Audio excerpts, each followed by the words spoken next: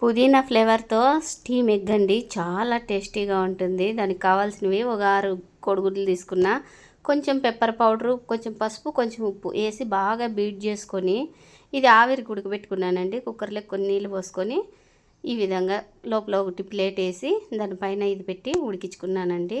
తర్వాత మసాలాకు వచ్చేసి ఎండుమిరపకాయలు, కొంచెం పుదీనా ఫ్లేవర్ అన్నా కదా, కొంచెం పుదీనా, ఎర్రగడ్డ, తెల్లవాయి, ఒట్టిమిరపకాయలు కారానికి తగ్గట్టుగా వేసి మిక్సీ పట్టుకున్న, కొంచెం అల్లము కూడా వేసానండి. మసాలా కూడా సూపర్గా కుదిరింది. ఈ విధంగా అన్నీ ఉడికినాయి. ఈ విధంగా పీసులు కట్ చేసుకొని చూడండి ఎంత బాగా వచ్చిందో, ఎక్కడ చేతికి అంటుకోకుండా బాగా ఉడికిందండి.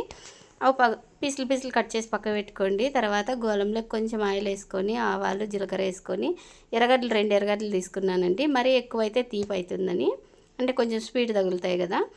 అవి ఉడికినాక చూడండి 2 ఎండుమిరపకాయలు వేసుకొని మసాలా అంతా కొంచెం బాగా మగ్గనిచ్చుకున్నాను మసాలా వేసి. తర్వాత ఈ క్యూబ్స్ అన్నీ వేసానండి. చూడండి ఎంత టేస్ట్ వచ్చిందంటే సూపర్గా ఉందండి. కొంచెం గరం మసాలా కూడా వేసాను నేను. నిజంగా చపాతీ లెగ్ కానీ అన్నం లెగ్ కానీ సూపర్ ఫ్లేవర్ అండి.